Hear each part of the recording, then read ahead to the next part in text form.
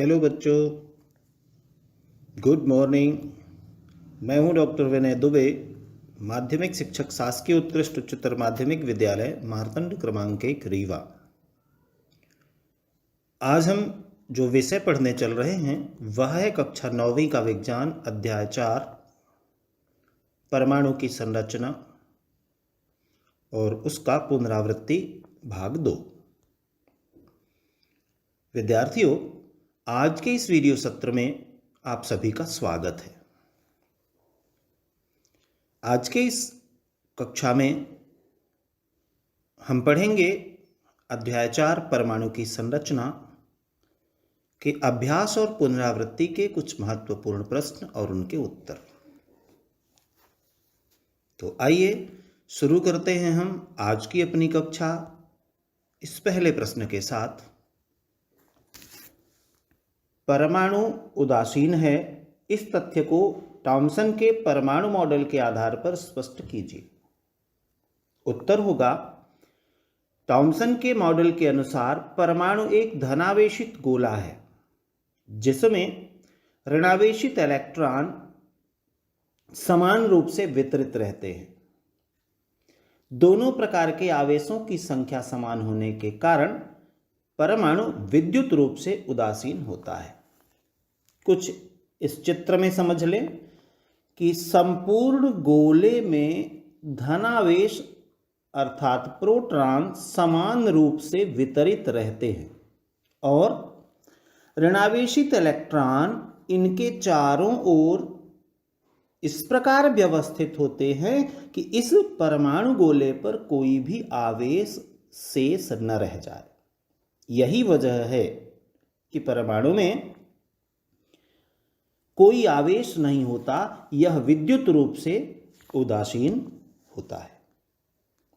ठीक है, चलिए आगे बढ़ते हैं।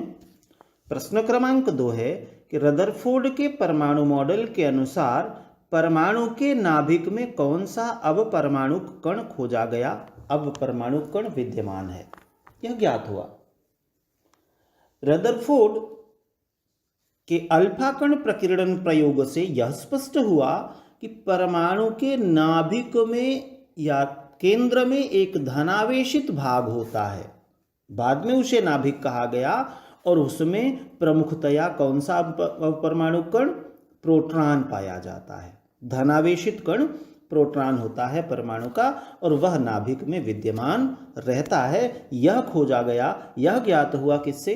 रदरफोर्ड के परमाणु मॉडल से। तीसरा प्रश्न है हमारा,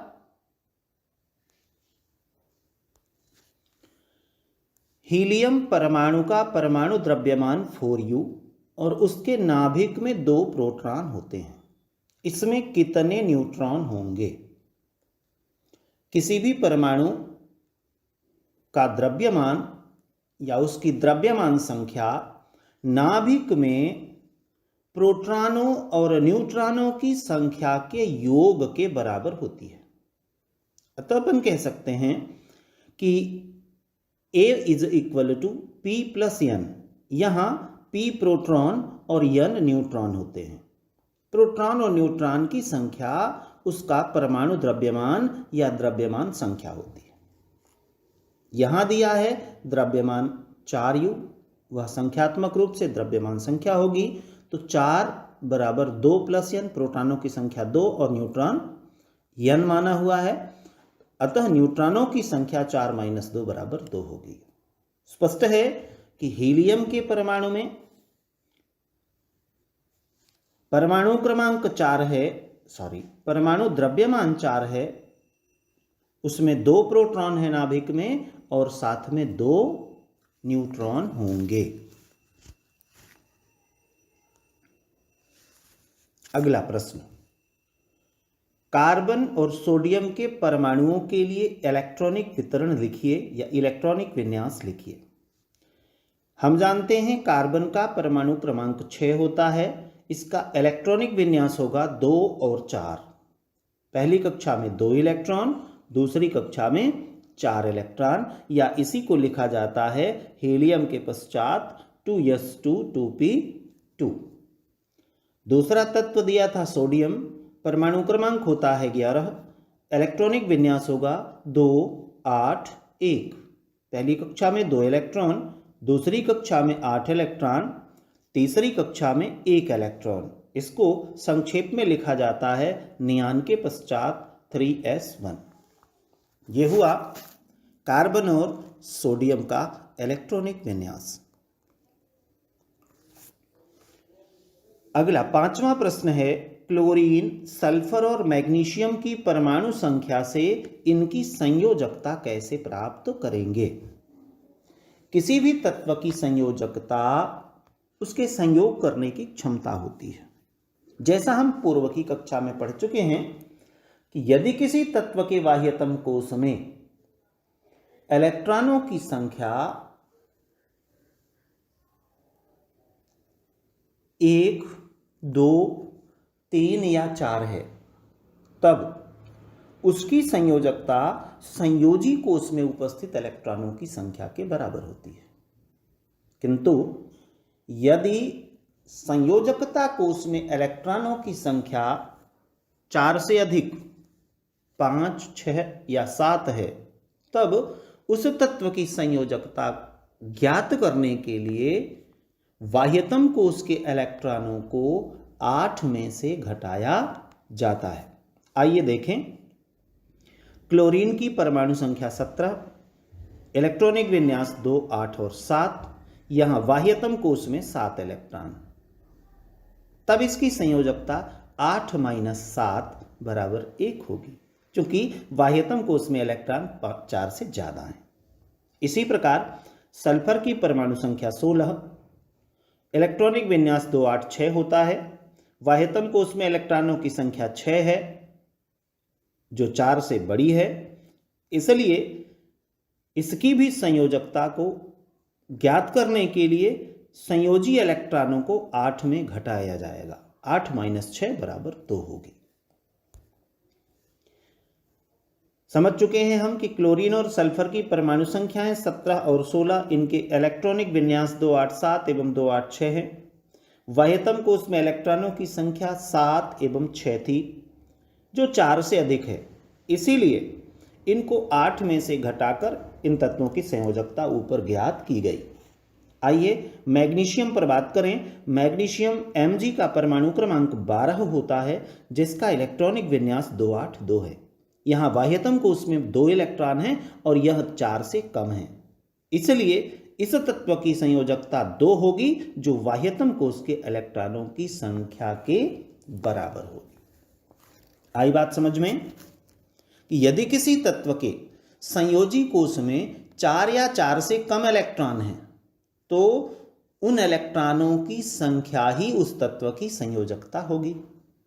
किंतु यदि इलेक्ट्रॉनों की संख्या 4 से अधिक है, तब उसकी संयोजकता ज्ञात करने के लिए संयोजी इलेक्ट्रॉनों को 8 में से घटाकर ज्ञात किया जाता है।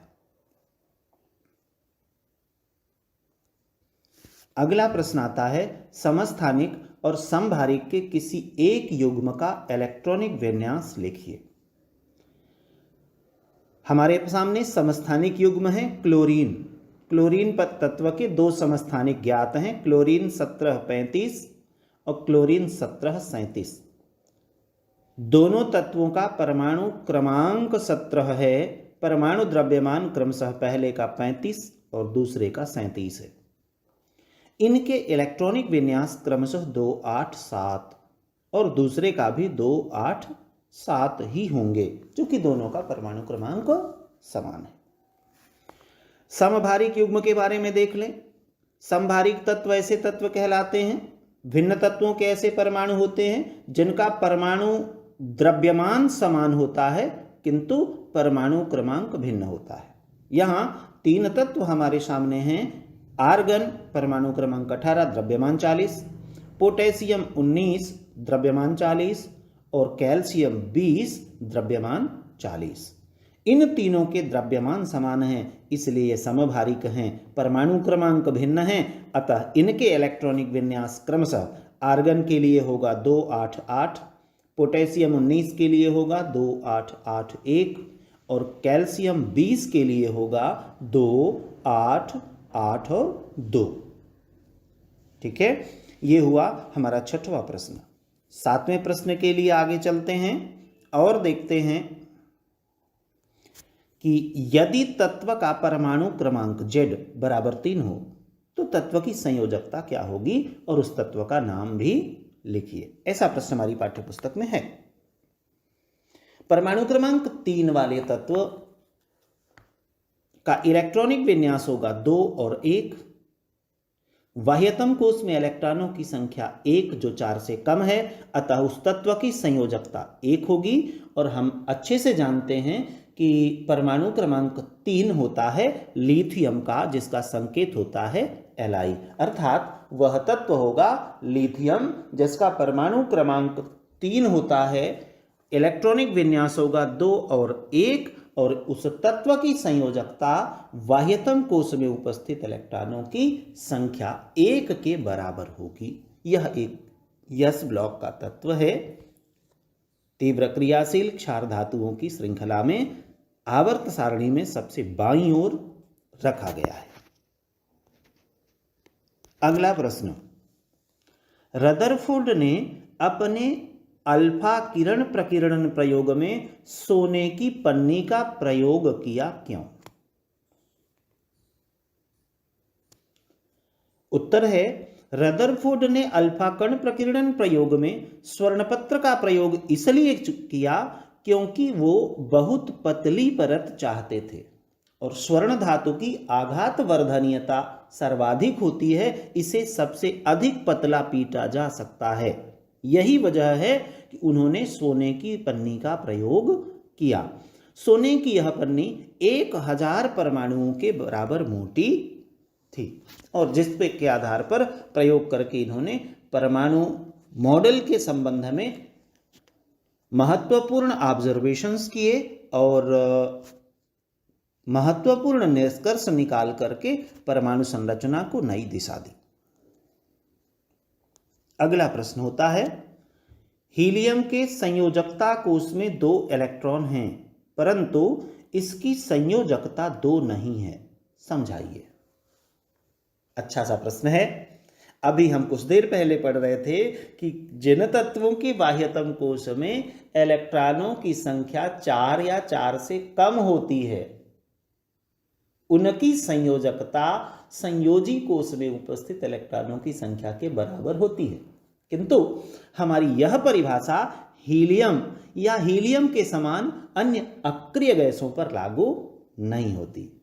आइए जाने क्यों। हीलियम के इलेक्ट्रॉनिक विन्यास की बात करें तो पहले कोश में 2 इलेक्ट्रॉन होते हैं। प्रथम कोश K है जिसमें 2 इलेक्ट्रॉन होते हैं और पहली कक्षा की अधिकतम इलेक्ट्रॉन क्षमता, अधिकतम इलेक्ट्रॉन धारिता भी 2 है। स्पष्ट है कि हीलियम में पहला कोश K अपनी क्षमता के अनुसार 2 इलेक्ट्रॉनों से पूर्ण रूप से भरा हुआ है। अब इसमें अतिरिक्त इलेक्ट्रॉन नहीं भरे जा सकते और न अतिरिक्त इलेक्ट्रॉन यहां से त्यागना ही है। यही वजह है कि बाह्यतम कोश में इलेक्ट्रॉन तो 2 हैं किंतु यह कोश द्विकपूर्ण है, 2 इलेक्ट्रॉनों से संतृप्त भरा हुआ है। यही वजह है कि इसकी संयोजकता 0 होती है। यह एक अक्रिय गैस है, एक परमाणु के रूप में स्थायी होती है। यह अन्य किसी दूसरे तत्व से संयोग नहीं करती। इसी से मिलता जुलता अगला प्रश्न 9वें का बी सेक्शन है, हीलियम, नियान और आर्गन की संयोजकता 0 होती है क्यों? हम जानते हैं हीलियम परमाणु क्रमांक 2 का इलेक्ट्रॉनिक विन्यास 2, पहली कक्षा में 2 इलेक्ट्रॉन 1s2, संवृत्त कोश पूर्णतः भरा हुआ सेल। नियान परमाणु क्रमांक 10 का विन्यास होता है 2 और 8, पहली कक्षा में 2 इलेक्ट्रॉन, दूसरी कक्षा में 8 इलेक्ट्रॉन और दूसरी कक्षा की क्षमता भी 8 इलेक्ट्रॉन की है। आर्गन 18 का इलेक्ट्रॉनिक विन्यास 2, 8, 8 होता है। यहां पहला कोष कंप्लीट भरा हुआ है 2 इलेक्ट्रॉनों से हीलियम में, दूसरा कोष 8 इलेक्ट्रॉनों से पूर्ण है, अष्टक कंप्लीट है, ns2np6 इलेक्ट्रॉनिक कॉन्फ़िगरेशन है। और आर्गन के भी बाह्यतम कोष में तीसरे की यद्यपि क्षमता 18 इलेक्ट्रॉन है किंतु यह 8 इलेक्ट्रॉनों से भरा हुआ है, अष्टक पूर्ण है। यही वजह है कि इनकी सबकी संयोजकताएं शून्य होती हैं। हीलियम की संयोजकता कोष में द्विक पूर्ण है, 2 इलेक्ट्रॉन है। नियान और आर्गन के संयोजकता कोष के अष्टक पूर्ण है, 8 इलेक्ट्रॉन है इनमें, स्पष्ट दिख रहा है इनके बाह्यतम कोष में 8 इलेक्ट्रॉन। और यही इन अक्रिय गैस तत्वों की निष्क्रियता का, अक्रिय होने का प्रमुख कारण है। यही वजह है कि इन तत्वों की संयोजकता शून्य होती है। ये अन्य किसी से रासायनिक संयोग सामान्यतया नहीं करते।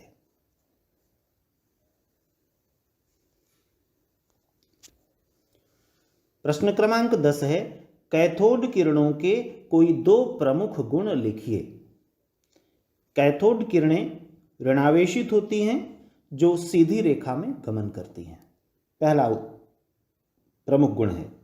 दूसरा कि इनमें अत्यधिक गतिज ऊर्जा होती है। यही वजह कि इनके मार्ग में यदि हल्का क्षेपणी पहिया रख दिया जाए तो वो पहिया घूमने लगता है, ये उस पहिए को घुमा देती हैं। कैथोड किरणें गैसों को आयनित कर देती हैं। यदि किसी गैस से कैथोड किरणें गुजारी जाएं तो यह उसे भी आयनित कर देती हैं। और प्रमुख चीज कि ये कैथोड किरणें फोटोग्राफिक प्लेट को भी प्रभावित करती हैं। एक और महत्वपूर्ण बात कि कैथोड किरणें उच्च गलनांक वाली धातु टंगस्टन से टकराकर एक्स किरणें उत्पन्न करती हैं, एक्स-रे उत्पन्न करती हैं। ऐसे कई प्रमुख गुण हैं कैथोड किरणों के, जिनमें से हमको 1, 2, 3 गुण याद रखना है। आई बात समझ में? तो चलिए हम आगे बढ़ें अगले प्रश्न की ओर। और अगला प्रश्न है हमारा कि जे थॉम्सन के परमाणु मॉडल की सीमाएं लिखिए। जैसा हम सभी जानते हैं कि जे थॉम्सन परमाणु मॉडल परमाणु संरचना के प्रारंभिक काल का मॉडल था। सबसे basic model plum pudding model के नाम से जाना जाता है।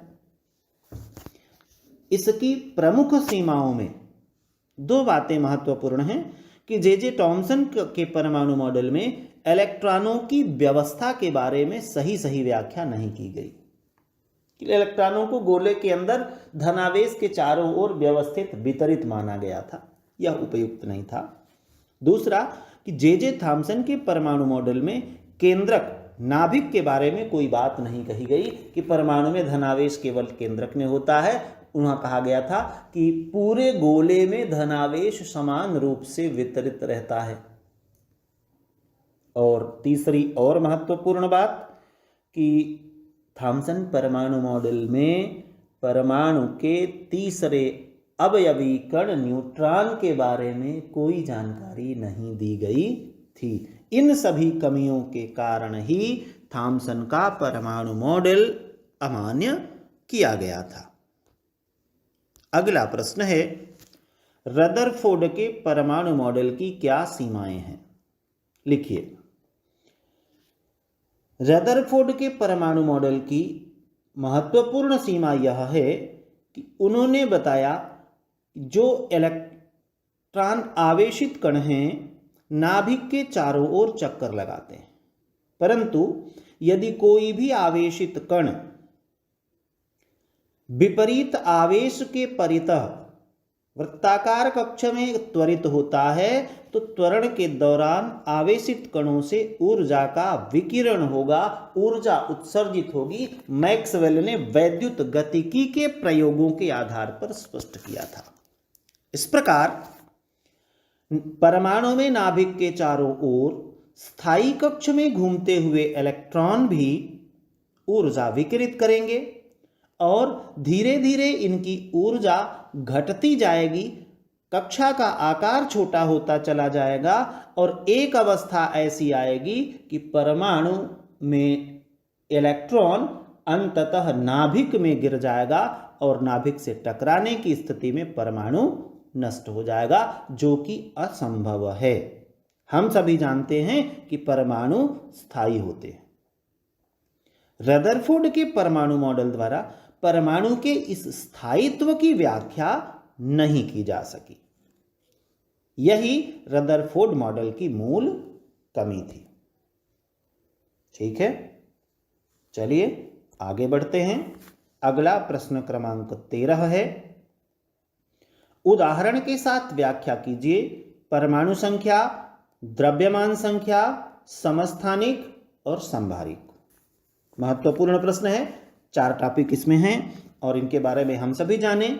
परमाणु संख्या, एक तत्व के परमाणु में उपस्थित प्रोटॉनों की संख्या ही तत्व की परमाणु संख्या कहलाती है। यूं कह सकते हैं, किसी तत्व के नाभिक में उपस्थित इकाई धन आवेशों या प्रोटॉनों की संख्या को उसकी परमाणु संख्या या परमाणु क्रमांक कहते हैं। उदासीन तत्व परमाणु के लिए इलेक्ट्रॉनों की संख्या और प्रोटॉनों की संख्या दोनों समान होती है और वह परमाणु क्रमांक के बराबर होती है। मोजले ने ज्ञात किया था कि परमाणु संख्या ही तत्व का मूल अभिलाक्षणिक गुण है। जैसे हाइड्रोजन का परमाणु क्रमांक 1 है, अर्थात हाइड्रोजन में प्रोटॉनों की संख्या 1 होगी, और ऑक्सीजन का परमाणु क्रमांक 6, अतः ऑक्सीजन के परमाणु में प्रोटॉनों की संख्या 6 होगी। अगला प्रश्न, हेडिंग द्रव्यमान संख्या। परमाणु का द्रव्यमान उसके नाभिक में उपस्थित अवपरमाणु कणों की संख्या या द्रव्यमान पर निर्भर करता है, यह हम सभी जानते हैं। द्रव्यमान संख्या को कैसे परिभाषित किया जाता है? किसी तत्व के नाभिक में उपस्थित प्रोटॉनों तथा न्यूट्रॉनों की संख्या का योग तत्व की द्रव्यमान संख्या कहलाती है। जैसे ऑक्सीजन की द्रव्यमान संख्या 16U और एल्यूमिनियम की द्रव्यमान संख्या 27U होती है। नेक्स्ट है समस्थानिक।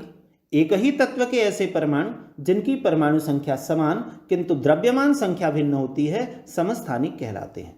जैसे हाइड्रोजन के 3 समस्थानिक ज्ञात हैं।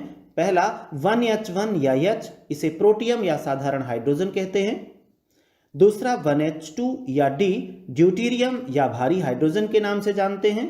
और तीसरा 1H3 या T, टाइट्रियम, इसे रेडियो एक्टिव हाइड्रोजन कहा जाता है।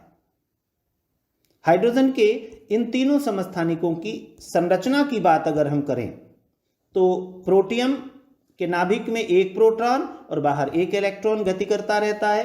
ड्यूटीरियम के नाभिक में एक प्रोटॉन और एक न्यूट्रॉन 2 होते हैं और बाहर एक इलेक्ट्रॉन गति करता है। टाइट्रियम के नाभिक में एक प्रोटॉन और 2 न्यूट्रॉन होते हैं, बाह्यतम कोश में एक इलेक्ट्रॉन गतिशील रहता है। ये हाइड्रोजन के समस्थानिकों की संरचना हुई। अगली नेक्स्ट लास्ट हेडिंग है संभारिक। ऐसे तत्व या भिन्न तत्वों के ऐसे परमाणु जिनकी द्रव्यमान संख्या समान होती है, परमाणु क्रमांक भिन्न होता है, उन्हें संभारिक कहते हैं। संभारिकों में प्रोटॉनों की संख्या भिन्न किंतु कुल न्यूक्लियनों की संख्या अर्थात प्रोटॉनों और न्यूट्रॉनों की संख्या का योग समान होता है। उदाहरण है कार्बन 6 परमाणु द्रव्यमान 14 और नाइट्रोजन परमाणु क्रमांक 7 परमाणु द्रव्यमान 14।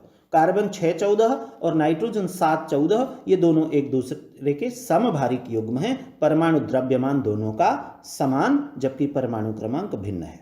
इसी में दूसरा उदाहरण है आर्गन परमाणु क्रमांक 18 द्रव्यमान 40, पोटेशियम परमाणु क्रमांक 19 द्रव्यमान 40, कैल्शियम परमाणु क्रमांक 20 परमाणु द्रव्यमान 40। और ये तीनों तत्व एक दूसरे के समभारिक कहलाएंगे, समभारिकों के उदाहरण होंगे।